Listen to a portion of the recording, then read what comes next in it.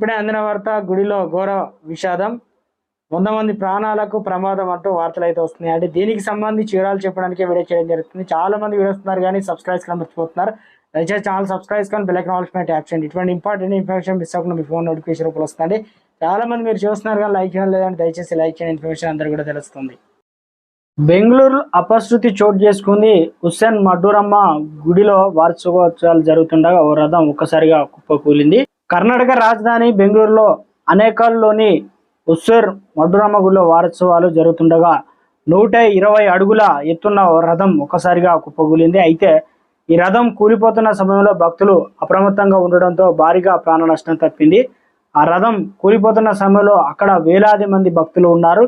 రథాన్ని తాళ్లతో కట్టి పైకి లేపడాన్ని ప్రయత్నిస్తున్న సమయంలో ప్రమాదవశాత్తు అది అదుపు తప్పి కింద పడిపోయింది.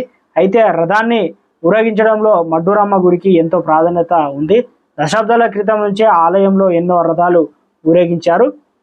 అయితే గత కొన్నేళ్లుగా ఈ టెంపుల్లో చాలా తక్కువ మొత్తంలో మాత్రమే రథాలు ఊరేగిస్తున్నారు. వరుసగా ఇటువంటి ప్రమాదాలు జరుగుతున్నందువలన ఆలయ అధికారులు ఈ నిర్ణయం తీసుకున్నారు.